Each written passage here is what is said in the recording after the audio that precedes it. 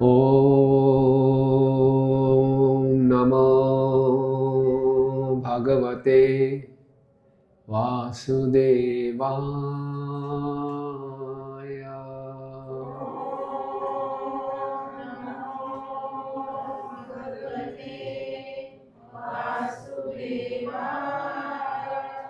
ॐ नमो भगवते वासुदेवाय।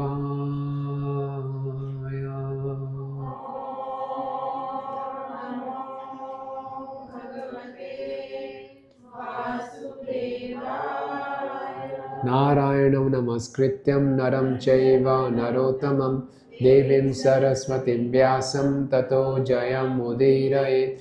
नष्टप्रायेषु अभद्रेषु नित्यं भागवत सेवया भगवती उत्तमश्लोके भक्तिर्भवति नैष्ठिकी।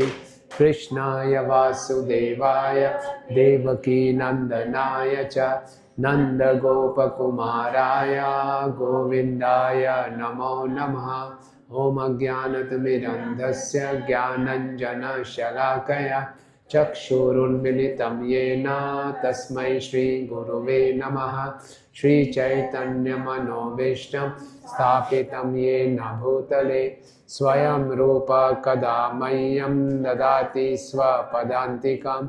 वन्देऽहं श्रीगुरो श्रीयुतापदकमलं श्रीगुरुन् वैष्णवांश्च श्रीरूपं साग्रजातं सहगण रघुनाथान्वितं तं सजीवं साद्वैतं सावधूतं परिजनसहितं कृष्णचैतन्यदेवं श्रीराधा कृष्णपादान् सहगण ललिता श्रीविशाखान्वितांश्च।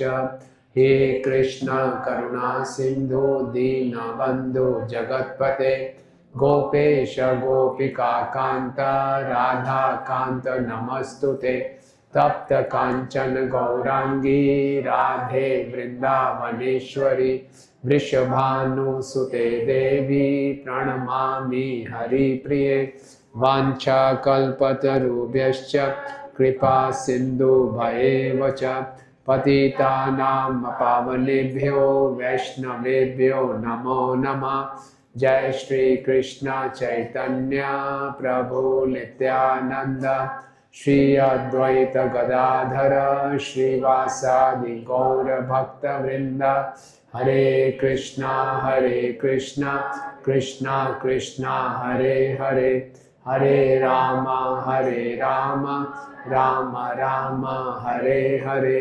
नमो विष्णुपादाय कृष्ण पृष्ठाय भूतले श्रीमते भक्ति वेदांत स्वामी निति नामिने।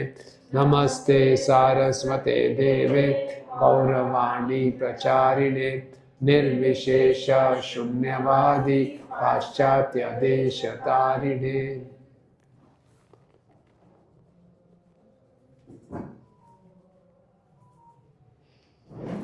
हरे कृष्णा।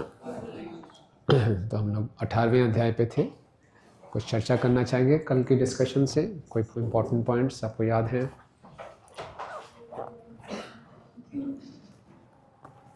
यस माता जी।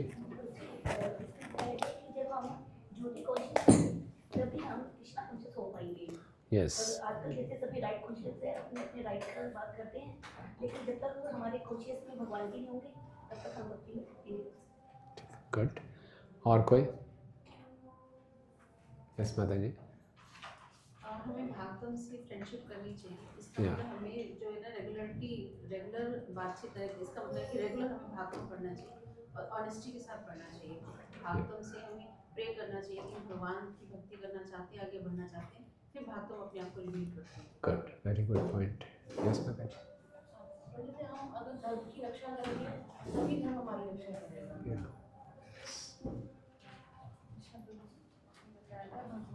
भगवान में भी संवेदना है और वो भी जब भक्त उनकी प्रशंसा करते हैं तो प्रसन्न होते हैं, और जब वो गाली दी जाती तो वो अप्रसन्न होते हैं। तो इस तरह से वो अपने भक्तों के लिए या वेरी गुड पॉइंट। आप यस इसमें हम ये शिक्षा ले सकते हैं कि मतलब जैसे भगवान अपने भक्तों के लिए प्यार करते हैं तो भक्तों को भी भगवान के लिए सहन करना चाहिए। संतुष्टि के लिए यस, अपमान सहन अपमान सहन करना। यस प्रभु जी। भगवान जो है मधुर वचनों से विरोध के प्रसंग होते हैं। जब कोई गाली या शब्द बोले जाते हैं तब उससे विरोध होता है। तो दूसरा ये भी बाकी जो है साइंस का प्रयोग जो है हमें भगवान की ग्लोरिफिकेशन के लिए करना है।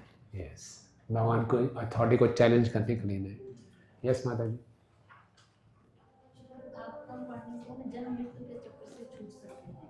और बीच में भागवतम और विधि सेवा दोनों चीज में है आध्यात्मिक। Yes, very good. यस माता जी। हमें ये भी सोचना चाहिए कि हमें क्या मिल रहा है, हमें सोचना चाहिए हमें क्या करना है। या वेरी गुड पॉइंट। कर्मण्येवाधिकारस्ते मा फलेषु कदाचन। बहुत इंपॉर्टेंट पॉइंट। या ओके, वेरी गुड। तो श्लोक संख्या 19 तक हमने चर्चा कर ली थी, है ना। तो देखते हैं कि श्लोक संख्या 20, तो अभी युद्ध चल रहा है। ओके, और भगवान पूरा आस्वादन कर रहे हैं, वीर रस का आस्वादन कर रहे हैं। ओके, भगवान को आनंद आ रहा है इसमें। दैत्यस्य यज्ञावयवस्य माया गृहीत वाहरा हतनोर्महात्मना कौरव्यमह्यं दूषितो विमर्दनम दृदिक्षुरागा दृशिभृवृतस्वराट। पढ़िए जी। हे गुरुवंशी, वराह रूप में प्रकट श्री भगवान तथा असुर के मध्य विश्व के निमित्त होने वाले इस भयंकर युद्ध को संसार के हेतु देखने के लिए ब्रह्मांड के परम स्वतंत्र देवता ब्रह्मा अपने अनुयायियों सहित आए। पूर्ण पुरुषोत्तम भगवान तथा असुर के युद्ध की तुलना गाय के लिए लड़ने वाले दो सांडों के युद्ध से की गई है। पृथ्वी लोक को गो अर्थात गाय भी कहा जाता है। जिस प्रकार गाय के से संसर्ग करने के लिए दो सांड परस्पर लड़ते हैं, उसी प्रकार से इस पृथ्वी पर आधिपत्य जमाने के लिए असुरों तथा परमेश्वर या उनके प्रतिनिधियों के मध्य अनवरत संग्राम चलता रहता है। यहाँ पर भगवान को यज्ञावयव के रूप में विशेष रूप से वर्णित किया गया है। किसी को यह नहीं सोचना चाहिए कि भगवान का शरीर सामान्य शूकर का था। वे कोई भी रूप धारण कर सकते हैं और वे ऐसे रूपों से नित्य युक्त रहते हैं। उन्हीं से सारे रूपों का उदय हुआ है। उनके वराद्र रूपी शरीर को सामान्य शूकर नहीं मानना चाहिए। उनका शरीर वास्तव में यज्ञ से पूर्ण रहता है। यज्ञ अभी विष्णु को प्रदान किया जाता है। यज्ञ का अर्थ है भगवान विष्णु का शरीर। उनका शरीर भौतिक नहीं होता, अतः उन्हें सामान्य शूकर नहीं समझना चाहिए।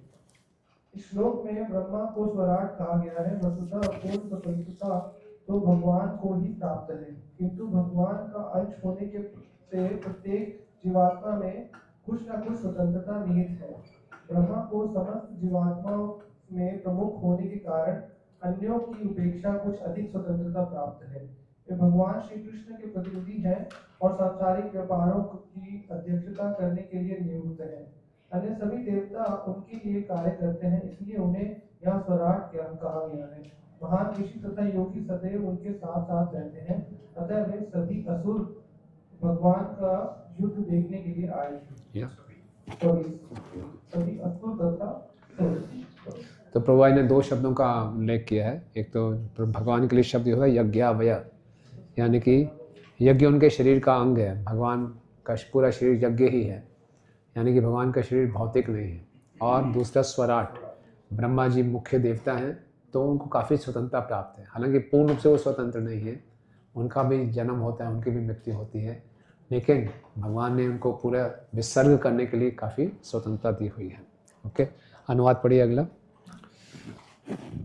युद्ध स्थल में पहुंचकर हजारों ऋषियों तथा अध्यात्मवादियों के नायक ब्रह्मा ने असुर को देखा, जिसने अभूतपूर्व शक्ति प्राप्त कर ली थी, जिससे कोई भी उससे युद्ध नहीं कर सकता था।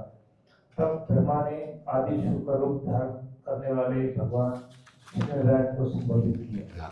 ब्रह्मवाच एष्तदेव देवनामं अंघ्रिमूलमुपेयुषां विप्राणां सौरभीयेणां भूतानाम् अप्यनागसाम् आगस्कृत्यद्कुदश्कृतस्मरदाध्वरोऽसुरः अन्वेषन् प्रतिरथो लोकानाटर्ते कंटकः। ब्रह्मा जी ने कहा, हे भगवान, यह राक्षस देवताओं, ब्राह्मणों, गौवों तथा आपके चरण कमलों के प्रति समर्पित निष्कलुष व्यक्तियों के लिए निरंतर चुभने वाला कांटा बना हुआ है। उन्हें अकारण सताते हुए यह भय का कारण बन गया है। उन्हें अकारण सताते हुए यह भय का कारण नहीं हुआ है। मुझसे प्रदान प्राप्त करने के कारण यह असुर बना है और समस्त भूमंडल में अपनी जोड़ के योद्धा की तलाश में इस अशुभ कार्य के लिए घूमता रहता है। जीवात्मा दो प्रकार के होते हैं, एक सुर अर्थात देवता कहलाती है और दूसरी असुर या दैत्य। असुर प्राय देवताओं की पूजा करते हैं और ऐसे अनेक उदाहरण प्राप्त हैं कि पूजा से उन्हें इंद्र तृप्ति की असीम शक्ति प्राप्त हुई है। इसी कारण से ब्राह्मणों, देवताओं तथा अन्य निर्दोष जीवात्माओं को कष्ट मिलता है। वे इनके दोष निकालते रहते हैं और उनके लिए निरंतर भय का कारण बने रहते हैं।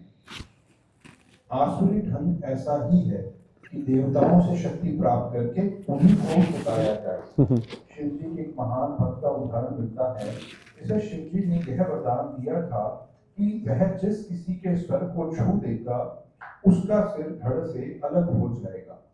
जो ही उसे यह वर प्राप्त हुआ उसने शिव जी का ही सिर छूना चाहा। यही उनकी रीति है। किंतु भगवान के भक्त कभी इंद्रिय तृप्ति के लिए कोई वर नहीं चाहते।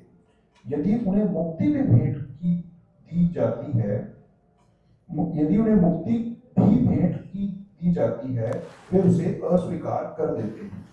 वे तो भगवान की दिव्य प्रेमा भक्ति में लगे रहने में प्रसन्न रहते हैं। सो ये अंतर है। जो देवताओं के उपासक होते हैं उन्हीं से शक्ति प्राप्त करके उन्हीं के विरोध में यूज करते हैं।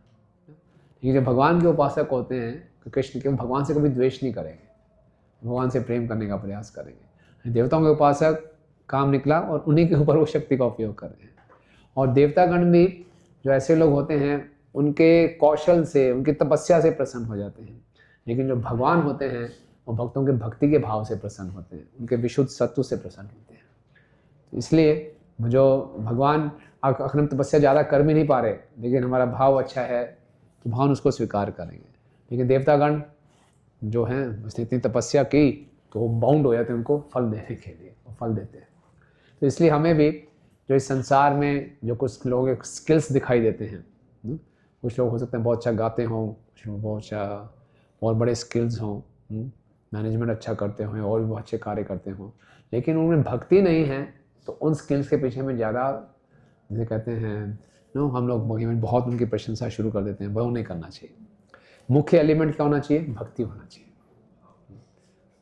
अन्यथा इस बिना भक्ति के संसार की कोई वस्तु प्रशंसनीय नहीं है। तो देवतागण उनके असुरों में भक्ति नहीं है, खूब तपस्या की, खूब मेहनत की, उससे वो प्रभावित हुए, उनको शक्ति दी, उसी शक्ति का प्रयोग उनके विरोध में करते हैं। तो हमें भी भक्ति में लोग कई बार आते हैं तो हम किसी के धन से, किसी के सौंदर्य से, किसी की विद्या से, किसी के दूसरे कौशल से बहुत प्रभावित हो जाते हैं कि बहुत अच्छे हैं, बहुत अच्छे हैं। ये मुख्य बात क्या देखने वाली है? भक्ति, या फिर इन सारे स्किल्स का वो भक्ति में कैसे उपयोग कर रहे हैं, ये बात देखने वाली है। Right, okay. मेनं मया विनं दृप्तं निरंकुशम सत्तमं आकीर्ण बालवद्दैव यथा आशीष विमुष्टितम्। ब्रह्मा ने आगे कहा, हे भगवान, इस तरह तुझे असुर से खेल करने की आवश्यकता नहीं है, क्योंकि यह सदैव मायावी, कर्तव्य दक्ष तथा हेकड़ी बात है, साथ ही निरंकुश एवं अत्यधिक दुष्ट भी है। तो भगवान तो खेलने ही आए हैं। तो भगवान को मारना होता तो वैसे ही मार देते, सोचने में से मर जाते हैं, है ना। पढ़िए जरा। जब कर्म मारा जाता है तो कोई दुखी नहीं होता। यहाँ तो ग्रामीण क्षेत्र के लड़के आज भी सांप को मुझसे पकड़ कुछ समय तक खेल करते हैं, फिर उसे मार डालते हैं। इसी प्रकार से भगवान चाहते तो असुर को तुरंत मार डालते, किंतु वे उसी प्रकार खेल रहे थे जैसे सांप को मारने के बाद लड़के उससे खेल करते हैं। फिर भी ब्रह्मा ने प्रार्थना की कि चूंकि असुर अत्यंत दुष्ट है और सांप से अधिक त्याज्य है, अतः उसके साथ खिलवाड़ करने की आवश्यकता नहीं है। वे चाहते थे कि उसका तुरंत वध कर दिया जाए। आगे अनुवाद भी पढ़ लीजिए।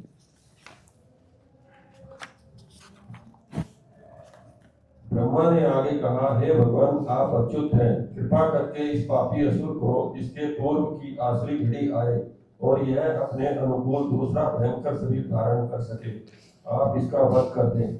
निसंदेह आप अपनी अंतरंगी शक्ति से इसका संहार कर सकते हैं। हाँ, तो ब्रह्मा जी के, हालांकि ब्रह्मा जी के अंदर ज्ञान भी है, ब्रह्मा जी के अंदर शक्ति भी है, लेकिन ये जो बोला कि भगवान जल्दी कर दीजिए, आखिरी घड़ी आने वाली हैं, तुम्हारे विश्वचर ठाकुर जी बताते हैं प्रेम के कारण से बोल रहे हैं, उनको डर लग रहा है। हालांकि भगवान को क्या फ़र्क पड़ता है, कोई भी घड़ी आ जाए, भगवान के ऊपर घड़ी क्या आनी होगी। इसी ढंग से वसुदेव और देवकी हैं, उनके अंदर पूरा ज्ञान था, शक्ति थी, लेकिन वो भी भगवान से काम करके जल्दी चलिए, कंस को मालूम चल जाएगा, अपने नॉर्मल रूप में आ जाइए। तो ये प्रेम के कारण होता है ना, ऐसा नहीं कि ब्रह्मा जी वास्तव। ओके, अगला 26वां श्लोक अनुवाद। हे भगवान, संसार को आच्छादित करने वाली अत्यंत अंधेरी संध्या बेटा निकट आ रही है, क्योंकि आप सभी आत्माओं के आत्मा हैं, अतः आप कृपा इसका वध कर दें और देवताओं को विजय दिलाएं। आगे बढ़िए। तो भाग्य से ही असुर स्वेच्छा से आपके निकट आया है। विजय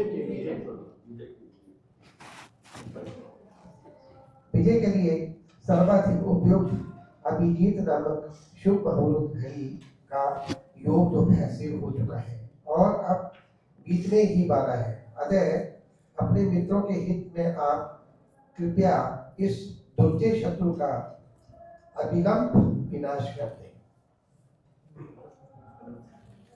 सौभाग्य से ये असुर स्वेच्छा से आपके निकट आया है और आपके द्वारा ही इसकी मृत्यु विहित है, अतः आप इसे अपने ढंग से युद्ध में मारिए और लोगों में शांति स्थापित कीजिए। इस प्रकार श्रीमद् भागवत के 3 स्कंद के अंतर्गत भगवान वराह तथा असुर हिरण्याक्ष के मध्य युद्ध नामक 18वें अध्याय का भक्तिवेदांत तात्पर्य पूर्ण हुआ।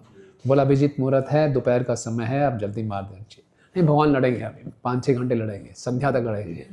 तो भगवान ने सुन लिया, लेकिन भगवान आगे चले। अध्याय 19 असुर हिरण्याक्ष का वध। मैत्रेय उवाच अवधार्य विरिञ्चस्य निर्व्यलीकामृतं वचः प्रहस्य प्रेम गर्भेण तदपांगेन सोग्रहीत। श्री मैत्रेय मुनि ने कहा, श्रेष्ठ ब्रह्मा के निष्कपट तथा अमृत के समान मधुर वचनों को सुनकर श्री भगवान जी हंसकर हंसे और उन्होंने प्रेम पूर्ण चितवन के साथ उनकी प्रार्थना स्वीकार कर ली। शब्द अत्यंत महत्वपूर्ण है।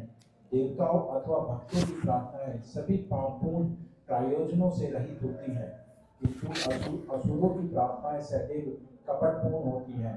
ब्रह्मा से वर प्राप्त करके हिरण्याक्ष अत्यंत शक्तिशाली बना, किंतु वर प्राप्त करने के बाद अपने पापपूर्ण मनोभावों के कारण उसने उत्पात मचाना प्रारंभ कर दिया। ब्रह्मा तथा अन्य देवताओं द्वारा की गई प्रार्थनाओं की तुलना असुरों की प्रार्थनाओं से नहीं करनी चाहिए। देवों का प्रायोजन उद्देश्य श्री भगवान को प्रसन्न करना था, अतः श्री भगवान हंस पड़े और असुर को मारने की उनकी प्रार्थना उन्होंने स्वीकार कर ली। असुर कभी भी पूर्ण पुरुषोत्तम भगवान की प्रशंसा नहीं करना चाहते, क्योंकि उनको श्री भगवान का कुछ ज्ञान नहीं होता, अतः वे देवताओं के पास ही जाते हैं। श्रीमद् भगवद गीता में इस कृत्य की निंदा की गई है। जो लोग देवताओं के पास जाकर पापपूर्ण कृत्यों में उन्नति हेतु प्रार्थना करते हैं, वे बुद्धि से विहीन माने गए हैं। असुरों की बुद्धि इसलिए मानी जाती है क्योंकि उन्हें इसका पता ही नहीं रहता कि उनका हित वास्तव में किसमें है। यदि उन्हें पूर्ण पुरुषोत्तम भगवान की जानकारी होती भी है, तभी भी वे उनके पास नहीं जाते। वे श्री भगवान से मनोवांछित वर प्राप्त भी नहीं कर सकते, क्योंकि उनके उद्देश्य सदैव पापपूर्ण रहते हैं। कहा जाता है कि बंगाल में डाकू अन्य व्यक्तियों की संपत्ति लूटने की अपनी अपनी पापों कामनाओं की पूर्ति के लिए देवी काली की पूजा करते थे, किंतु वे श्री विष्णु मंदिर में कभी नहीं जाते थे, क्योंकि भगवान श्री विष्णु की प्रार्थना करने से उनके मनोरथ पूरे न हो पाते। अतः श्री भगवान के भक्तों या देवताओं की प्रार्थनाएं सदैव निष्कपट होती है। तो प्रभुपाद जी तुलना कर रहे हैं देवताओं की प्रार्थना और असुरों की प्रार्थना, क्या क्या अंतर है? निष्कपट, कपट में क्या, कैसे निष्कपट है और कैसे कपट है? एक एक हाथ खड़े करके माता। यस, वो दूसरों का हानि के लिए वो करते हैं। ओके, दूसरों को नुकसान पहुंचा सकते, भक्त लोग दूसरों के लाभ के लिए।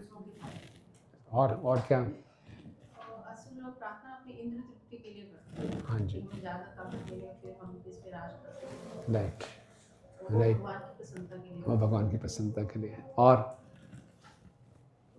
देवताओं के पास जाके उनकी इच्छा जल्दी ही पूरी हो जाती है, लेकिन भगवान जी ऐसे सबकी इच्छा पूरी नहीं करते। राइट, और वो असुर लोग जिनसे प्रार्थना करते हैं उन्हीं को नुकसान पहुंचाते हैं, है ना?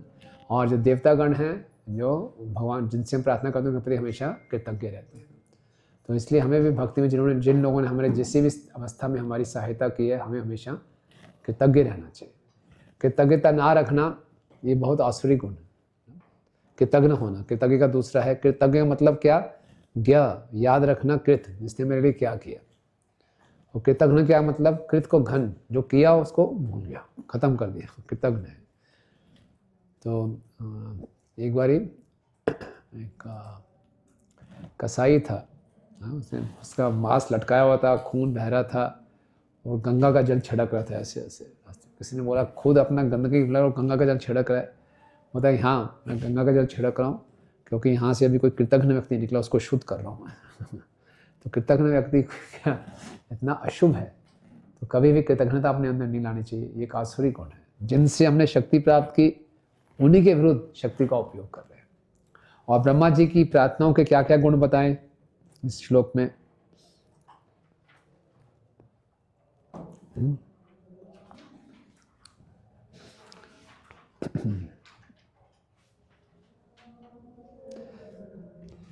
पहला शब्द आता है निर्विलीक का।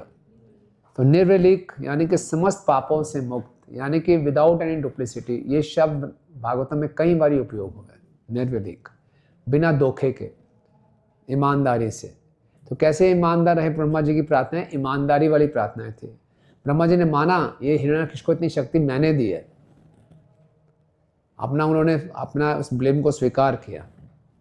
पिछले श्लोक में बोला ना कि मुझसे शक्ति प्राप्त करके बहुत शक्तिशाली हो गया है, तो वो भी प्रार्थना कर रहा है, यानी प्रभु पता नहीं किसने इसको शक्ति दे दी, मैंने तो नहीं दी थी, उसने दी थी। नहीं मैंने शक्ति दी थी, मुझसे गलती हुई, स्वीकार कर रहा है। तो हमारी प्रार्थनाएं भी निष्कपट होनी चाहिए, हमारी प्रार्थना में ईमानदारी वाली होनी चाहिए। जब भगवान के सामने जाएं तो अपनी गलती स्वीकार करनी चाहिए। भगवान एक ऐसे व्यक्ति हैं जो सबसे ज़्यादा हमें अच्छे समझते हैं।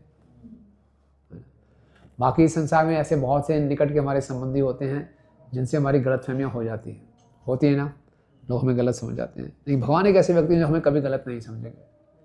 भगवान हमेशा ठीक समझते हैं। अभी भीष्माष्टमी थे, भीष्म पितामह को पूरी दुनिया ने गलत समझा। नहीं, कृष्ण जानते थे भीष्म पितामह कौन है, तभी अंतिम समय उनको दर्शन देने गए।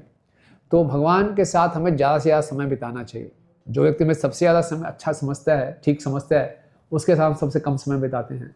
और दुनिया में जो लोग हमें हमेशा गलत समझते हैं उनके साथ ज़्यादा समय बिताते हैं। तो इसलिए जब भगवान के सामने हम जाएं, आर्च वगैरह के सामने जाएं, तो ईमानदारी से, दुनिया के सामने तो हम कहीं मुखटे डाल के घूम सकते हैं, भगवान के सामने बिल्कुल ईमानदार रहना चाहिए। क्या मेरे में दुर्भावना चल रही है, क्या मुझसे गलती हुई, उसको स्वीकार करें, है ना। ऐसे भी आपने सुना होगा, सतस्वरूप महाराज ने एक पुस्तक लिखी है वंदनम। तो वंदनम के उन्होंने 4 भाग बताए हैं कि भगवान के सामने जाएं तो कैसे प्रार्थना करनी चाहिए। तो पहला भाग है वंदनम का कि भगवान का गुणगान करें। तो गुणगान किया। दूसरे भाग में भगवान को धन्यवाद दें, ग्रेटिट्यूड एक्सप्रेस करें। तीसरे भाग में भगवान से क्षमा मांगे अपनी गलतियों के लिए। और चौथे भाग में हमारी कोई इच्छा तो उसको व्यक्त करें। तो हम सीधा चौथे भाग में आ जाते हैं, अपनी इच्छा, प्रभु ये करवा दो बस। नहा गलती क्षमा मांगे। तो पहले भगवान का गुणगान करें। आप देखेंगे कि भागवतम की प्रार्थना में आपको ट्रेंड दिखाई देगा। जो भी भक्तों को पहले भगवान दर्शन देते हैं पहले उनका गुणगान करते हैं। आप सृष्टि के रचयिता हैं, प्रकृति के 3 गुणों के दाता हैं, ये हैं वो हैं, खूब गुणगान करते हैं और बाद में कोई इच्छा मांगते हैं। पहले बीच के 2 पार्ट भी कभी होते हैं कभी नहीं होते, पहला भाग तो जरूर होता है कि गुणगान तो जरूर करते ही करते हैं। तो इसलिए पहले गुणगान करें, फिर भगवान के प्रति कृतज्ञता प्रकट करें, फिर भगवान से अपनी गलतियों के लिए क्षमा मांगें और चौथा फिर अपनी इच्छा प्रकट करें। तो ब्रह्मा जी की प्रार्थना में था क्या? निर्विलीक था, उन्होंने अपनी गलती स्वीकार की कि मैंने किया। फिर आगे शब्द आ रहा है अमृतमय। अमृतमय थे, है ना, क्योंकि इसमें प्रेम भरा हुआ था। ओके, और ये प्रेम में प्रार्थना थी। और दूसरा शब्द ये प्रेम गर्भेण, प्रेम से पूरित थे कि भगवान जल्दी मार दो इसको, दूसरा संध्या काल आने वाली है। तो प्रेम के कारण व्यक्ति अपना स्मरण शक्ति खो बैठता है कि और भगवान मुस्कुरा रहे थे, अच्छा मुझे बोल रहे कि जल्दी मार दो नहीं तो ज़्यादा शक्तिशाली हो जाएगा। तो भगवान ने सुन के हंसे, अच्छा मैं मतलब कि तब नहीं मार पाऊंगा है तो भगवान को हंसी आ रही थी और भगवान समझ रहे कि मेरा अपमान नहीं कर रहा, ये मेरे बारे में चिंतित है, ये प्रेम से ऐसा बोध कर रहा है। तो अमृतमय शब्द थे, प्रेम से भरे शब्द थे, निष्पाप थे, निष्कपट थे। तो ऐसे मधुर वचनों को सुनकर भगवान मुस्कुराए और उनकी प्रार्थना को स्वीकार किया। राइट, तो इस ढंग से हम प्रार्थना भी कर सकते हैं। हमारी प्रार्थना में निष्कपट हो, प्रेम से भरी हो, फॉर्मेलिटी वाली ना हो। कई बार हम फॉर्मेलिटी नहीं, अपने प्रार्थना हृदय से निकलनी चाहिए। और सबसे अच्छी प्रार्थना क्या है? हरे कृष्णा कृष्णा कृष्णा हरे हरे, हरे राम राम राम हरे हरे। ये प्रार्थना भी हमारी निष्कपट होनी चाहिए, प्रेम से भरी होनी चाहिए। कैसे निष्कपट होनी चाहिए? क्योंकि अब देखिए, अगर हम ये प्रार्थना है कि ये भगवान ही राधा रानी मुझे सेवा में लगाइए, तो ये प्रार्थना कौन बोलेगा मुझे सेवा में लगाओ? किसकी पुकार है ये? सर्वेंट की, आत्मा की पुकार है ना। लेकिन मैं सोचूंगा मैं इस जगत का हूँ, मैं डॉक्टर हूँ, मैं इंजीनियर हूँ, मैं बिजनेसमैन हूँ, मैं ये हूँ वो हूँ, तो मैं क्यों भगवान से मांगूंगा हृदय से कि मुझे अपनी सेवा में लगाओ? मैं तो ये मांगूंगा मेरा प्रॉफिट ज़्यादा कराओ, मेरा ये काम करवा दो, मेरा वो काम करो। अगर मैं अपनी पहचान ये करूँगा तो ज़्यादातर जब हम जप करते हैं तो हम देखेंगे जप के जो केंद्र बिंदु हम ही होते हैं कि मुझे ये कर दो, मुझे वो कर दो, मैंने ये करना है, मैंने वो करना है, फिर माइंड को पकड़ लेते मैं ये। तो क्या जप शुरू करने से पहले परम पूजनीय सचिन स्वामी महाराज बहुत अच्छा बताते हैं कि अपने आप को अनप्लग करो। पहले तो हर जगह हम जाते हैं, अपना आई कार्ड, आधार कार्ड दिखाते हैं कि मेरी आइडेंटिटी है। वो कहते हैं जब करने से पहले अपनी आइडेंटिटी को भूलो। आधार कार्ड दिखा के हम सोचते हैं यही हमारी असली आइडेंटिटी है। अपना पासपोर्ट, हमारा आधार कार्ड ही हमारी आइडेंटिटी है। उस आइडेंटिटी को मानेंगे कभी जब कर ही नहीं सकते हम सही, क्योंकि मैं जो संसार का ही हूँ, इसी संसार में खुश रहना चाहता हूँ तो क्यों भगवान को पुकारूंगा? तो निष्कपट प्रार्थना करनी है, हृदय से प्रार्थना करनी है, तो अपनी इस आइडेंटिटी को भूलना पड़ेगा और याद दिलाना पड़ेगा मैं एक जीवात्मा हूँ, भगवान का अंश हूँ, जो इस संसार में फंसा हुआ हूँ। ये मेरी असली आइडेंटिटी है। और फिर मैं भगवान को पुकारूंगा कि इससे मुझे बाहर निकालिए। तो कम से कम जब करते समय ये ध्यान रखें कि मेरी असली पहचान क्या है।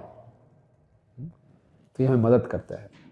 असली पहचान को याद करते हुए हम जब करेंगे तो ये जब कहता है संबंध ज्ञान में स्थित होकर जब किया कि मैं इस संसार का नहीं हूँ, मैं आपका हूँ, लेकिन अब यहाँ फंसा हुआ हूँ, तो आप मुझे पुकार। तो ये इसमें फिर हमारा वास्तविक प्रेम भी होगा और निष्कपट प्रार्थना होगी और भगवान इसको relish करेंगे। अन्यथा अगर हम मिथ्या अहंकार के स्तर पे जब कर रहे हैं, अपनी पहचान तो ये शरीर है या शरीर संसार के कुछ मेरे रोल्स हैं, तो जब हृदय से नहीं निकलता। ठीक है ना? तो ये हमारी प्रार्थना होनी चाहिए। आगे पढ़िए प्लीज। ब्रह्मा के नथुनों से प्रकट भगवान उतर पड़े और अपने सामने निर्भर होकर विचरण करने वाले अपने असुर शत्रु हिरण्याक्ष की ठोड़ी पर उन्होंने अपनी गदा से प्रहार किया। तो अभी जो चल रहा है ना, इसको पूरा पिक्चराइज देखिए आप, आपके सामने मूवी चल रही है तब आपको आनंद आएगा। तो इसको ध्यान से पढ़िए कि कैसे एक्शन हो रहा है। एक्शन मूवी देखना सबको अच्छा लगता है तो सारे एक्शन मूवीज़ की स्टार्ट शुरुआत जन्मादि अस्य यथा सब यही से हुआ है। कॉमेडी, एक्शन, रोमांस सस्पेंस सब भगवान की लीलाओं में है। तो एक्शन दिखाई दे रहा है आपको। आगे पढ़िए। किंतु असुर की गदा से टकराकर श्री भगवान की गदा उनके हाथ से छिटक गई ओहो। और घूमती हुई जब वह नीचे गिरी तो अत्यंत मनोरम लग रही थी। यह अद्भुत दृश्य था क्योंकि गदा विचित्र ढंग से प्रकाशमान। देखिए भगवान की गदा उनके हाथ से छूट गई और ऐसे गिर रही है नीचे ओके आगे।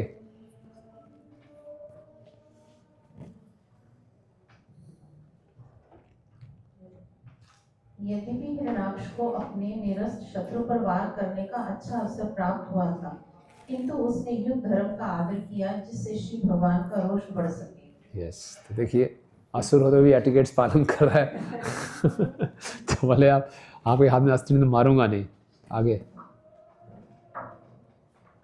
जो ही भगवान की गदा भूमि पर गिर गई और देखने वाले देवताओं तथा ऋषियों के समूह में हाहाकार मच गया। त्यों ही श्री भगवान ने असुर की धर्म प्रियता की प्रशंसा की और फिर अपने सुदर्शन चक्र का आवाहन। तो जैसे ऑडियंस होती है, हीरो के ऊपर कोई अटैक हो तो ऑडियंस एकदम परेशान हो जाती है तो वैसे सब परेशान हो गए देवतागण। यस। जब भगवान के हाथों में घूमने लगा तो वे अपने वैकुंठवासी पार्षदों के मुखिया से जो दीदी के बीच पुत्र हिरणाक्ष के रूप में प्रकट हुआ था खेलने लगे। तो अपने अपने विमानों से देखने वाले देवता इत्यादि प्रत्येक दिशा से विचित्र विचित्र शब्द निकालने लगे। उन्हें भगवान की वास्तविकता का ज्ञात न थी, अतः वह उद्घोष करने लगे, आपकी जय हो, कृपा करके उसे मार डालें। तो उसके साथ अनेक किरदार लोगों ने ऑडियंस से तालियां बजानी शुरू कर दी है ना।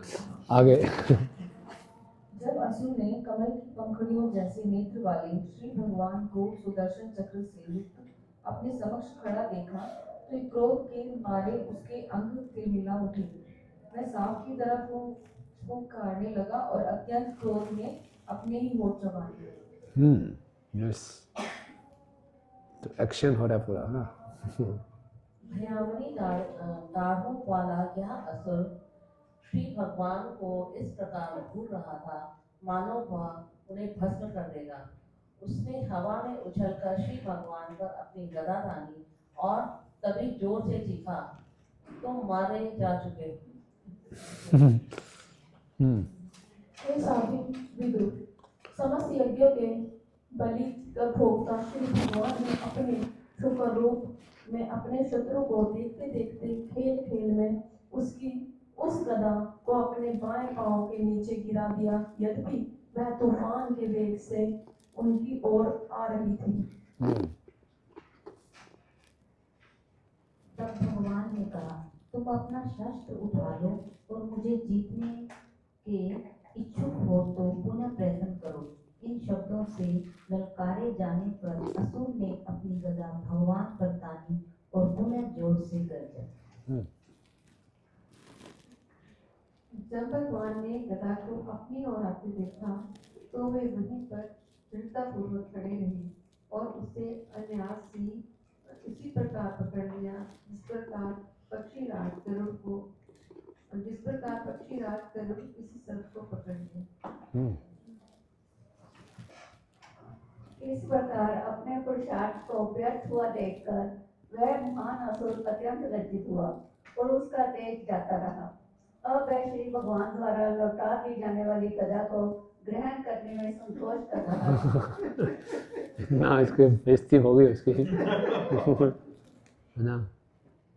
अब उसने प्रज्वलित अग्नि के समान वक्रपाता त्रिशूल निकाला और समस्त यज्ञों के भोक्ता भगवान पर फेंका। जिस प्रकार कोई व्यक्ति किसी पवित्र ब्राह्मण पर दुर्भावनावश अपनी तपस्या का प्रयोग करे। तो सुन लो, कभी भगवान का महाप्रसाद नहीं लेते हैं, मतलब अपना ही करूँगा भगवान तो प्रसाद दे रहे थे, गदा दे रहे थे, ले ले। उस पर योद्धा असुर के द्वारा पूरे बल फेंका गया। वह त्रिशूल आकाश में तेजी से चमकता रहा था, किंतु श्री भगवान ने अपने तेज धार वाले सुदर्शन चक्र से उसके खंड खंड कर दिए, मानो इंद्र ने गरुड़ का पंख काट दिया हो। तात्पर्य, यहाँ पर आए हुए गरुड़ और इंद्र का प्रसंग इस प्रकार है कि एक बार गरुड़ ने अपनी माँ वनिता को सर्पों की माता और अपनी सौतेली माँ कद्रू के चुंगल से छुड़ाने के लिए स्वर्ग में देवताओं से अमृत का पात्र छीन लिया। जब इसका पता चला तो स्वर्ग के राजा इंद्र ने गरुड़ पर अपना व्रत चलाया। यद्यपि गरुड़ अजय था, किंतु इंद्र के अचूक आयुध का सम्मान करने के लिए वह तथा स्वयं भगवान का वाहन होने के कारण उसने अपना वह पंख गिरा दिया जो ब्रज से चूर हो गया था। उच्च लोकों के निवासी इतने संवेदनशील होते हैं कि लड़ाई के लिए भी वे भद्रता के नियमों का अनुसरण करते हैं।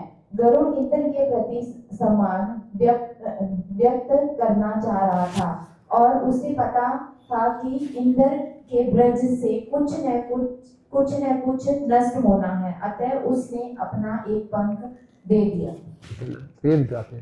इसमें कितना सेंसिटिव होना चाहिए।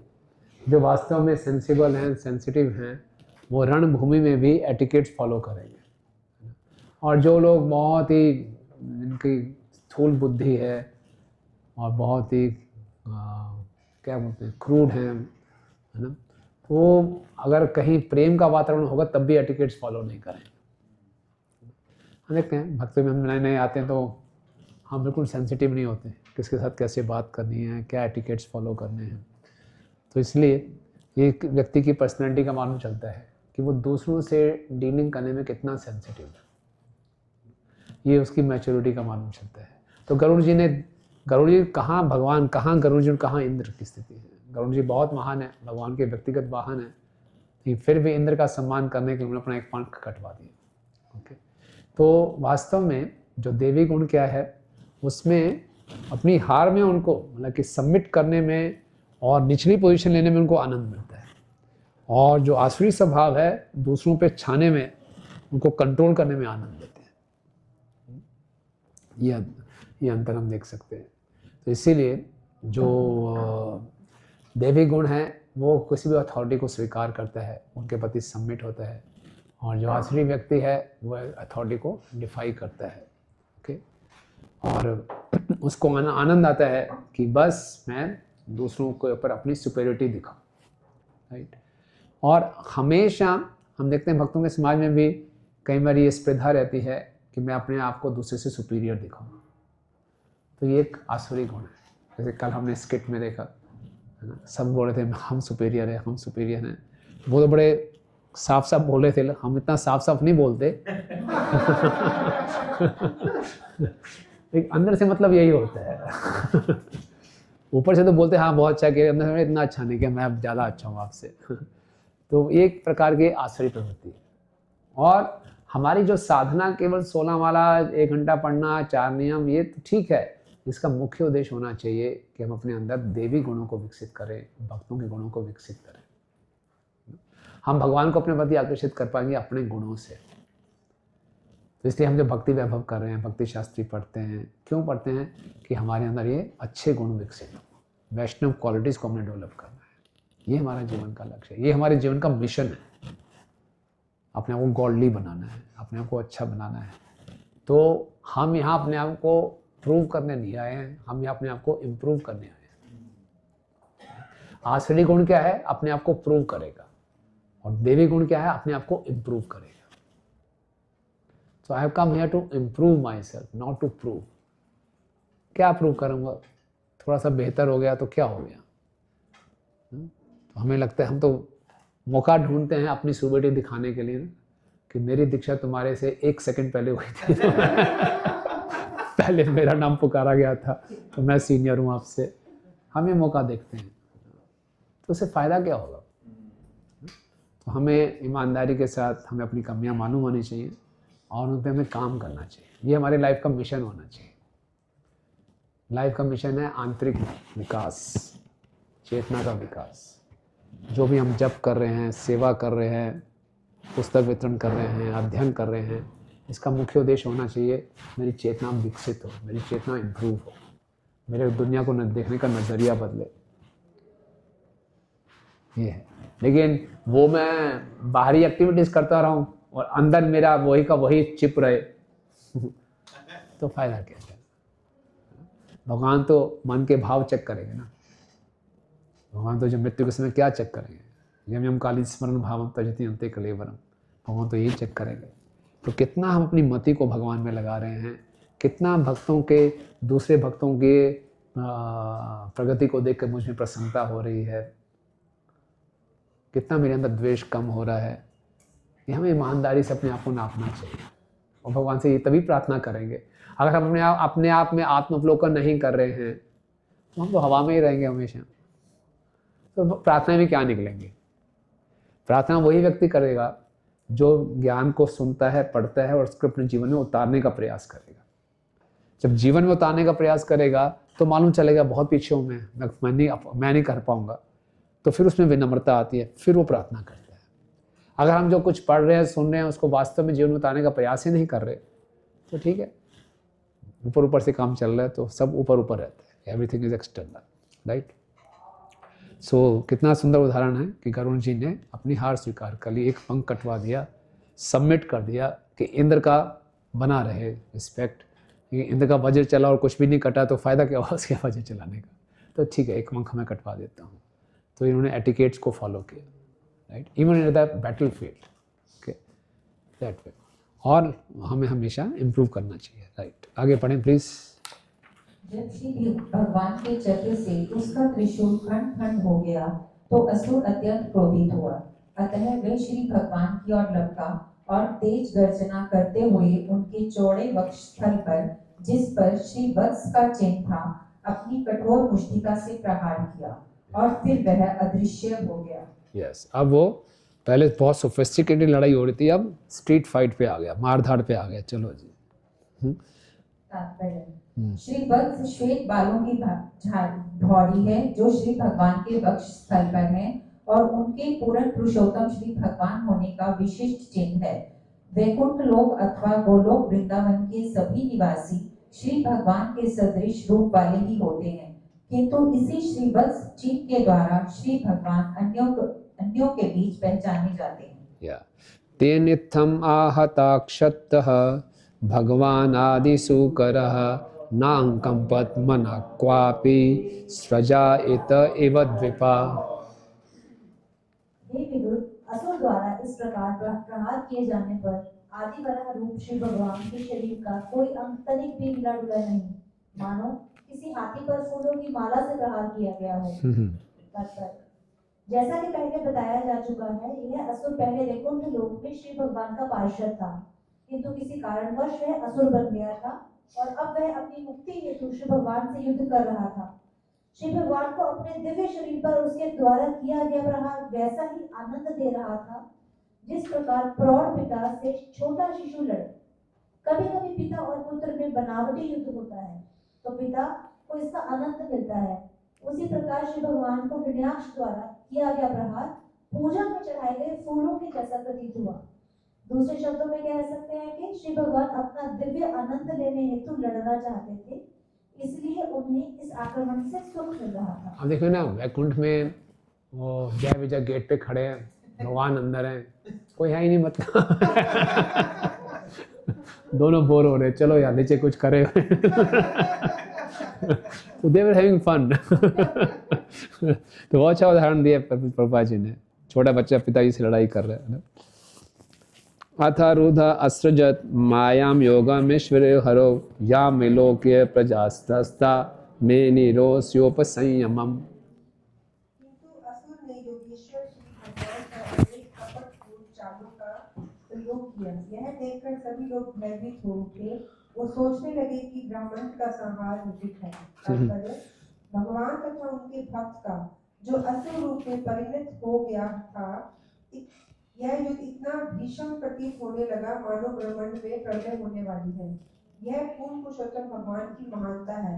उनकी एक उंगली का उठना ही ब्रह्मांड के वासियों की दृष्टि में अत्यंत अनिष्टकारी माना जाता है। तो थोड़ा क्लाइमैक्स ला रहे हैं, मार धाड़ हो रही है, कुछ एक्शन है ना। आगे पढ़िए अनुवाद। सभी दिशाओं में प्रचंड वायु बहने लगी और दूर तथा उपल वृष्टि से अंधकार फैल गया। प्रत्येक दिशा से पत्थर गिरने लगे, मानो वो मशीन गनों द्वारा फेंके जा रहे हैं। तेरे ये प्रभुपाद जी का अनुवाद है ना ये। यस, आगे। बिजली तथा गर्जना से युक्त आकाश में बादलों के समूह के आने से नक्षत्रगण विलुप्त हो गए। आकाश से पीप, बाल, रक्त, मल, मूत्र तथा हड्डियों की वर्षा होने लगी। यस। हे अनज विदुर, पर्वतों से नाना प्रकार के अस्त्र शस्त्र निकलने लगे और त्रिशूल धारण किए हुए नग्न राक्षसियां अपने खुले केस लटकाते हुए प्रकट हो गई। नेक्स्ट। यक्षों तथा राक्षस आताताइयों के समूह अत्यंत क्रूर एवं अशिष्ट नारे लगा रहे थे, जिनमें से अनेक या तो पैदल जा रहे थे या घोड़े, हाथियों अथवा रथों पर सवार थे। ओके, अब पूरा स्पेशल इफेक्ट्स चल रहे हैं अभी, है ना। प्रादुष्कृतानां मायानां आसुराणां विनाशयत् सुदर्शनास्त्रं भगवान् पायुक्तं दयितं त्रिपात्। यस। तब समस्त यज्ञों के भोक्ता श्री भगवान ने अपना प्रिय सुदर्शन चक्र छोड़ा, जो असुर द्वारा प्रदर्शित समस्त मायाजाल की शक्तियों को तहस नहस करने में समर्थ था। प्रख्यात योगी तथा असुर कदाचित अपनी योग शक्ति से अपना जादुई चमत्कार दिखाते हैं, किंतु जब श्री भगवान अपने सुदर्शन चक्र को छोड़ देते हैं तो ये समस्त मायाजाल विलुप्त हो जाता है। इस प्रसंग में दुर्वासा मुनि तथा महाराज अम्बरीश के बीच के झगड़े का उदाहरण प्रस्तुत किया जा सकता है। दुर्वासा मुनि अनेक आश्चर्यजनक युक्तियां दिखाना चाह रहे थे, किंतु जब सुदर्शन चक्र प्रकट हुआ तो वे स्वयं डर गए और अपनी रक्षा हेतु विभिन्न लोकों में दौड़ते थे। श्री भगवान को यहाँ पर त्रिपाद कहा गया है। इसका अर्थ है कि यह है कि वे 3 प्रकार के यज्ञों के भोक्ता है। श्रीमद् भगवद गीता में श्री भगवान ने स्वयं इसकी पुष्टि की है कि वे समस्त यज्ञों, तपों तथा तपस्याओं के भोक्ता है। श्री भगवान 3 प्रकार के यज्ञों के भोक्ता है। श्रीमद् भगवद गीता में आगे यह भी वर्णन आया है कि द्रव्य, ध्यान तथा चिंतन के भी यज्ञ होते हैं। जो ज्ञान, योग तथा कर्म के मार्गों पर चलने वाले हैं, उन सबको अंततः परमेश्वर के समीप जाना होता है, क्योंकि वासुदेव सर्वम इति, समस्त वस्तुओं के परम भोक्ता परमेश्वर ही है। समस्त यज्ञों की यही स्थिति है। तो यहाँ बहुत इम्पोर्टेंट है कि सुदर्शन अस्त्रम भगवान प्रायुक्तम दयितम त्रिपात। तो जैसे ही भगवान ने सुदर्शन चक्र छोड़ा, सबकी सब शक्तियाँ, माया की शक्तियाँ तहस नहस हो गई। ओके, और प्रभुपाद जी उदाहरण दे रहे हैं इसमें दुर्वासा मुनि और अम्बरीश महाराज। तो जैसे दुर्वासा मुनि ने अम्बरीश महाराज से क्रोधित होकर एक राक्षस को छोड़ा, तुरंत सुदर्शन चक्र अम्बरीश महाराज की रक्षा के लिए आ गया। तो सुदर्शन का मतलब क्या होता है? सही दर्शन जो हमें कराए, सुदर्शन। तो पहले दर्शन में क्या लग रहा है? अम्बरीश और दुर्वासा मुनि के प्रसंग में दुर्वासा मुनि बहुत ही तपस्या करने वाले योगी लग रहे हैं और अम्बरीश महाराज बहुत भौतिकवादी व्यक्ति लग रहे हैं, है ना, सारे धन ऐश्वर्य से घिरे हुए। और दुर्वासा का वैसे मतलब होता है कि जिसने दुर मतलब बहुत बुरे ढंग से, वास मतलब कपड़े, जिसने वास्तव में दुर्वासा मुनि कोई कपड़े डाले नहीं होते, लेकिन उनको नग्न कह के बोले दुर्वासा कि आप सही ढंग से ड्रेस्ड नहीं हो। तो वो अपने आप को बहुत ही दिखा रहे हैं कि बहुत वो तपस्वी हैं। तो ये पहले दर्शन में ऊपर से ऐसे लग रहा है कि ये बहुत तपस्वी हैं, बहुत त्यागी हैं और ये अम्बरीश महाराज बड़े भोगों में फंसे हुए हैं। लेकिन वास्तव में सुदर्शन ने क्या किया? सही दिखाया कि वास्तविक दर्शन क्या है, कि भक्ति में उन्नत कौन है? अम्बरीश महाराज है। हालांकि दिखने वो राजमहल में रह रहे हैं, क्षत्रिय हैं, वर्ण में भी नीचे हैं, वो ब्राह्मण हैं, ये क्षत्रिय हैं, और आश्रम में भी नीचे हैं, फिर भी भक्ति में वो आगे हैं। तो ये कैसे मालूम चला? सुदर्शन से। ओके, इसी ढंग से पानी की बोतल देख रही है, दिखने में साफ लग रहा है, इसको माइक्रोस्कोप के नीचे देखेंगे तो बहुत इसमें जम्स और कीटाणु दिखाई देंगे, तो ये सुदर्शन है। तो ऊपर से भौतिक जगत में बहुत ग्लैमर है, बहुत चमक धमक है, दिखता है भौतिक जगत हमें बहुत सुख दे देगा। अब एक नए पैक में, अब एक नए उस पावर के साथ हर बारी एडवर्टाइजमेंट ऐसे आती है तो हम भी मोहित हो जाते हैं। हाँ, अब नई चीज़ आई है, शायद इससे कुछ उम्मीद बढ़ जाती है, कुछ नया हमारी उम्मीद को जगा देता है कि शायद इससे खुशी प्राप्त हो जाए। लेकिन अगर हम शास्त्रों की दृष्टि से देखेंगे तो सब पुराना है। पुनः पुनः चर्वित चर्वना। प्रभुपाद जी मॉर्निंग वॉक में जाया करते थे, तो रोज मॉर्निंग वॉक जाते थे अपने शिष्यों के साथ एक पार्क में, तो क्लॉकवाइज करते थे। एक बार प्रभु जी ने एंटी क्लॉकवाइज करना शुरू कर दिया, तो शिष्य ने बोला प्रभुपाद सब कुछ नया लग रहा है। प्रभु कहता है अरे मूर्ख, सब कुछ वही है, यही भौतिक जगत है, पैकेजिंग बदल जाती है वही कंटेंट है, नहीं पैकेजिंग बदल जाती है और उससे हम आकर्षित हो जाते हैं। तो ये पहला दर्शन होता है, हमें भौतिक जगत आकर्षक लगेगा, लेकिन भागवतम की दृष्टि से देखेंगे तो उसकी सच्चाई मालूम चलेगी। तो भागवतम हमारे लिए सुदर्शन का काम करता है ना। भागवतम हमें सच्चाई दिखाता है कि वास्तविक सच्चाई क्या है, और ये भी दिखाता है कि उस सच्चाई को कैसे प्राप्त करना है ना? तो सुदर्शन है। तो हमारे लिए जैसे कि प्रभुपाद जी ने जैसे ही बॉस्टन में पहुंचे थे 17 सितंबर 1965 को, तो प्रभुपाद जब नीचे उतरे शिप से तो देखा वहाँ का अमेरिका, पूरी अमेरिका रजोगुण में डूबी पड़ी है। प्रभुपाद लगा ये मेरे संदेश को कैसे स्वीकार करेंगे। तब प्रभुपाद जी को भागवतम के श्लोक याद आए। श्रवणताम स्वथा कृष्ण पुण्य श्रवण कीर्तना हृदयंत सोय भद्राणी विध्नोति सुनिताम नष्ट प्रायेषु भद्रेषु नित्यम भागवत सेवया। प्रभुपाद ने सारे श्लोकों का उच्चारण किया कि इस दृष्टि से देखा कि अगर कोई भागवतम का श्रवण करेगा, वो कैसी भी स्थिति में क्यों नहीं है, उसका भागवतम उसके हृदय को शुद्ध करेगा, उसके जो अनर्थ हैं वो खत्म हो जाएंगे, वो सतोगुण में स्थित हो जाएगा। तो प्रभुपाद जी को उम्मीद जागृत हुई कि यहाँ पर भी प्रचार हो सकता है, और प्रभुपाद ने करके दिखाया। तो इसीलिए कोई भी स्थिति हो, हमें श्रीमद् भागवतम के दृष्टिकोण से उसको देखेंगे तो हमें रियलिटी दिखाएगा और सभी समस्याओं का समाधान दिखाएगा। ये भागवतम की विशेषता है। तो हमारे लिए भागवतम क्या है? जो असली सुदर्शन है, जो हमें वास्तविक सच्चाई से इसका ज्ञान कराता है। इस संसार में जो कई बारी प्रहलाद महाराज बताते हैं, इस संसार में जो हमें सुख नज़र आता है वो वास्तव में ढका हुआ दुख है, और हम धोखा खा जाते हैं। होता दुख है लेकिन ढका हुआ है, बाहर से दिखता है वो सुख है। लेकिन भागवतम के अनुसार चलेंगे तो फिर हम धोखा नहीं खाएंगे, राइट। तो इस प्रकार से जैसे सुदर्शन चक्र छोड़ा, क्या हुआ? सब कुछ, सारा माया का जाल खत्म हो गया। इसी प्रकार से हम भागवतम के चौथे स्कंद में आगे पढ़ेंगे।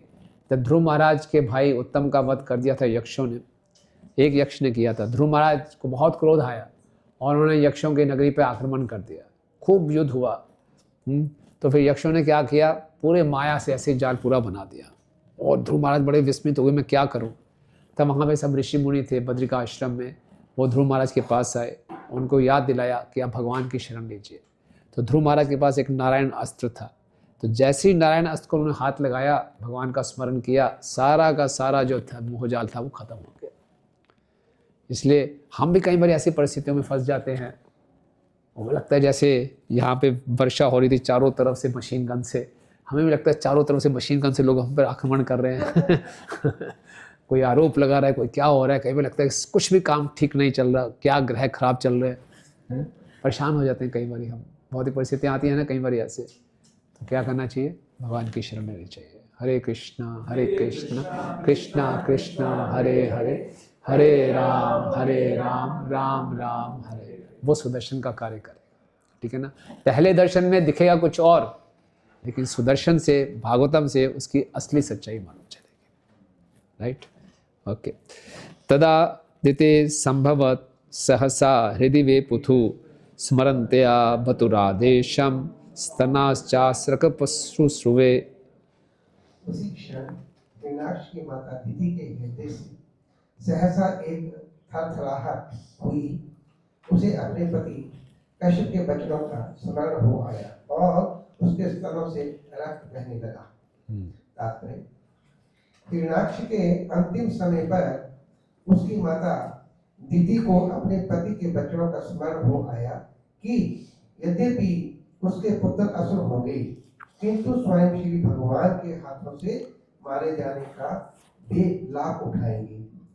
भगवत कृपा से उसे ये वचन स्मरण हो और उसके स्तरों से दूध के स्थान पर रक्त बह निकला। ये कई बार देखा गया है कि जब माता अपने पुत्रों के स्नेह से विचलित हो उठती है तो उसके स्तरों से दूध बहने लगता है। यहाँ पर असुर की माता का रक्त दूध में नहीं बदल सका, वरन उसी रूप में बह निकला। रक्त ही दूध में बदलता है। दूध का पीना शुभ है, किंतु रक्त का पीना अशुभ है।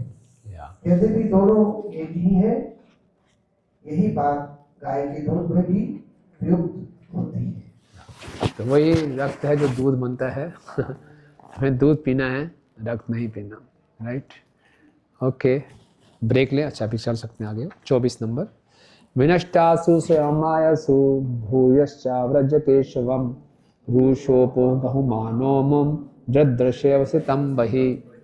जब असुर ने देखा कि उसकी माया शक्ति विरुद्ध हो गई है, तो वह एक बार फिर भगवान कृष्ण के सामने आया और उन्हें रोन देने की इच्छा से थमथमाते हुए अपने भुजाओं से भरकर उनको जकड़ लेना चाहा, किंतु उसके आश्चर्य का ठिकाना न रहा जब उसने श्री भगवान को अपने बाहुपाश पार सब कुछ देख लिया उसने। त्रिशूल छोड़ दिया, भाला छोड़ दिया, बॉक्सिंग कर ली, मैजिक शो दिखा दिया, अब रेसलिंग पे आ गया। फिर भी भगवान उसके हाथ में नहीं आए, है ना? पढ़िए प्लीज। इस श्लोक में श्री भगवान को केशव कहा गया है क्योंकि उन्होंने सृष्टि के प्रारंभ में एक केशी नामक असुर का वध किया था। भगवान केशव श्री कृष्ण का भी एक नाम है। श्री कृष्ण समस्त अवतारों के मूल हैं और ब्रह्म संहिता में इसकी पुष्टि हुई है कि पूर्ण पुरुषोत्तम भगवान श्री गोविंद समस्त कारणों के कारण हैं और वे एक साथ ही विभिन्न अवतारों तथा अंशों में विद्यमान रहने वाले हैं। असुर हमेशा पूर्ण पुरुषोत्तम भगवान को यह सोचकर आंकने का प्रयत्न करता रहता है कि वह अपनी भौतिक शक्ति से अपनी सीमित बाहों के मध्य श्री भगवान को जकड़ सकेगा, इसलिए उसने अपनी बाहों में उन्हें भरना चाहा। उसे यह ज्ञात न था कि श्री भगवान महान से महानतम और सूक्ष्म से सूक्ष्मतम हैं। कोई भी व्यक्ति ना तो उन्हें बंदी बना सकता है और ना अपने वश में रख सकता है, किंतु आसुरी व्यक्ति सदा श्री भगवान की लंबाई तथा चौड़ाई मापने का प्रयास करता रहता है। जैसा कि श्रीमद् भगवद गीता में कहा गया है, श्री भगवान अपने अचिंत्य शक्ति से विराट रूप धारण कर सकते हैं और साथ ही साथ अपने भक्तों के पूज्य विग्रह के रूप में उनके डिब्बे में बंद हो। ऐसे अनेक भक्त हैं जो श्री भगवान की मूर्ति को छोटे से डिब्बे में रखते हैं तथा जहाँ भी जाते हैं उसे अपने साथ ले जाते हैं और प्रतिदिन प्रातःकाल वे डिब्बे में रखे भगवान की पूजा करते हैं। परम भगवान श्री कृष्ण केशव या श्री कृष्ण हमारी गणना की किसी भी माप से बंधे हुए नहीं हैं। वे अपने भक्तों के साथ किसी भी उपयुक्त रूप में रह सकते हैं, किंतु आसुरी क्रियाकलापों द्वारा उनको पा सकना कठिन है। हाँ, तो भगवान के दो वस्तु बताई गई। एक तो केशव नाम के बारे में बताया। तो केशव नाम के कई अर्थ हैं। एक तो अर्थ है कि उन्होंने केशी डैम असुर का वध किया था। दूसरा केशव का अर्थ ये भी होता है जो ब्रह्मा और शिव के स्वामी हैं। और एक विश्वनाथ चक्रवर्ती ठाकुर जी और इसका रसिक अर्थ देते हैं। केशव का अर्थ होता है केश विन्यास करोति इति केशव, जो राधा रानी के बालों को संवारते हैं वो केशव है। आपने कुसुम कुंज के कुसुम सरोवर के साथ देखा होगा ना, तो वन बिहारी, हाँ, तो वहाँ पे भगवान राधा रानी के बालों को संवार रहे हैं। तो जो भगवद्गीता में श्लोक है, निमित्तानि च पश्यामि विपरीतानि केशव, 30 नंबर श्लोक है।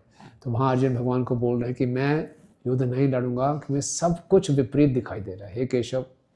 तो वहाँ पे चक्रवर्ती ठाकुर जी बताते हैं कि केशव बोल रहे हैं कि हे केशव, सब कुछ विपरीत दिखाई दे रहा है, मेरी इच्छा नहीं है, तो आप भी युद्ध छोड़ दो कि आपके पास और कुछ करने को नहीं है। केशव याद दिला रहे हैं।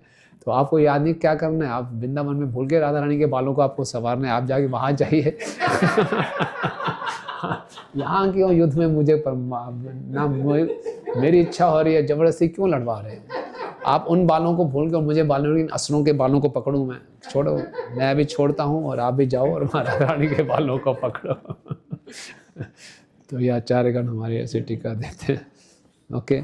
और दूसरा है कि भगवान को नापा नहीं जा सकता।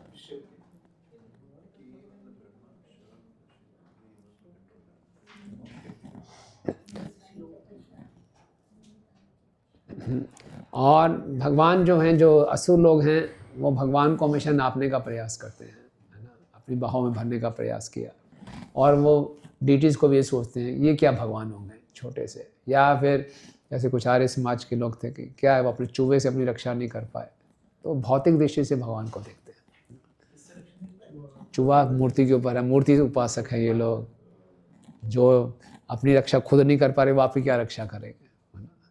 तो ऐसा लोग बोलते हैं। तो ये बुरा आसुरी स्वभाव है कि वो भगवान को बाहरी दृष्टिकोण से देखते हैं, उसको उनको नापने का प्रयास करते हैं। इसी प्रकार से हम भी जब भक्तों को भी हम बाहरी दृष्टिकोण से देखते हैं, कितने गज का भक्त है, 4 गज का, 5 गज का, कितने फट का भक्त है, क्या पोस्ट है इसके पास, कितनी पावर है, इससे हम भक्तों को नापते हैं। तो भक्ति को, भगवान को, भक्तों को नापना नहीं चाहिए। ये भगवान की अंतरंगा शक्ति है, इसमें कैसे नाप सकते हैं। जो नापा जाए वो माया है ना। भगवान की बहिरंगा शक्ति को नापा जा सकता है, यहाँ सब कुछ लिमिटेड है। भगवान की अंतरंगा शक्ति अनलिमिटेड है, ना शुरुआत है ना अंत है, क्या नापेंगे। लेकिन जो नापने की प्रवृत्ति है ये हमारे अंदर इस भौतिक शिक्षा से आया कि हर चीज़ नापेंगे, उस पर एक्सपेरिमेंट करेंगे, फिर उसको कैसे अपने भोग के लगाना है, ये सब आसुरी प्रवृत्ति है। इसी ढंग से वो भगवान को भी सोच रहा है कि मैं इसको नाप लूँगा, अपने बाजू में भर लूँगा। ओके। तम मुष्टि भी विनिघ्नन्तं व्रज सारै अधोक्षजा कर्ण कर्ण मूले हन यथा त्वाष्टम मरुत्पत्ति। यस। वह असुर भगवान को कठोर मुक्कों से मारने लगा, किंतु भगवान अधोक्षज ने उसकी कनपटी में उस तरह थप्पड़ मारा जिस प्रकार मरुतों के स्वामी इंद्र ने वृत्रासुर को मारा था।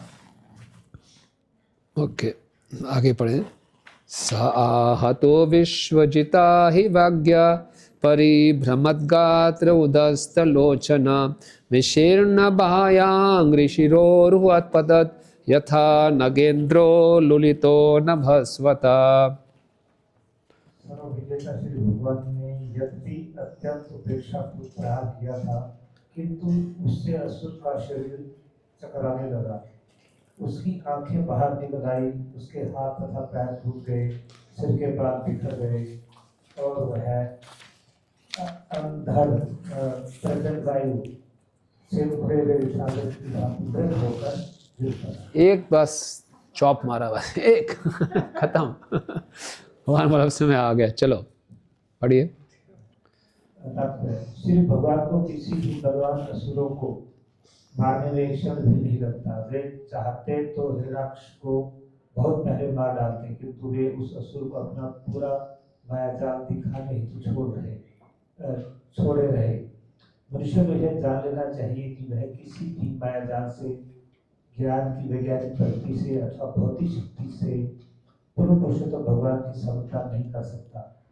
उनके एक संकेत से हमारे सभी प्रयास निष्फल हो सकते हैं। उनकी शक्ति जो कि अनुमान के परे है, जैसा कि यहाँ दिखाया गया है, इतनी प्रबल है कि समस्त आसुरी चालों के बावजूद श्री भगवान की इच्छा होते ही एक ही चांटे से उसकी मृत्यु हो। कितना इतनी तपस्या की उसने, एक चांटे में खत्म। वही आराम से, कोई परवाह ना करते हुए, बहुत जोर लगाया, एक चांटा हमारा खत्म। सारा माया जाल, सारी तपस्या का फल खत्म। तो ये है। Okay, so let's have a break.